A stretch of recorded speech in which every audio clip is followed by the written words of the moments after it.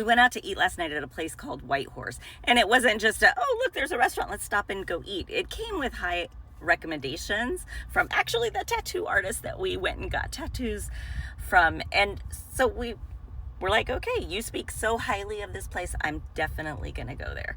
It didn't disappoint at all. It was delicious. Now, when I'm traveling, I usually go and check things out on gluten-free app or Yelp or something like that. And I won't go to these low star rated places. I'm not looking to be highly disappointed right now with food, right?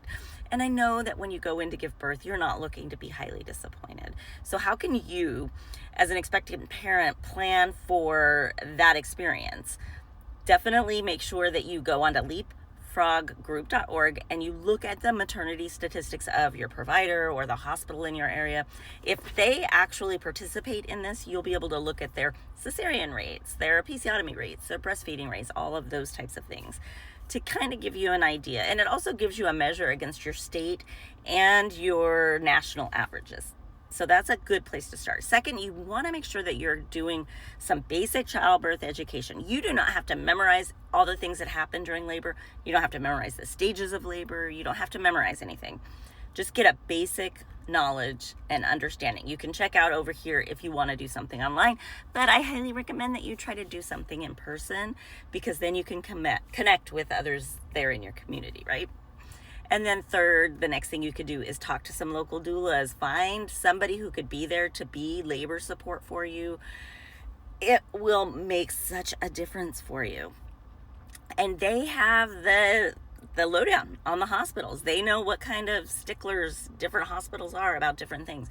They're going to be able to tell you, if you have a cesarean, will you be able to do skin-to-skin contact in the OR while they're sewing you up? Some hospitals do that. It is so good for the baby. It's so good for you, but some hospitals are very resistant to establishing that kind of care.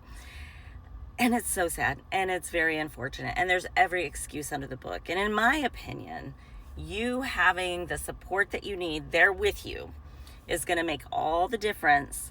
But make sure that you interview several doulas and find somebody that clicks with you, that you can communicate clearly with, that you like the way that they teach and educate, because they're giving you information that they've learned, right? When you're in a place and you're like, oh, do I pick A or B? They don't tell you whether to pick A or B. They tell you the information that you need so you can choose. So they give you more information about what does evidence-based show and what kind of things have I seen, so that you can make decisions that are based on the things that you value.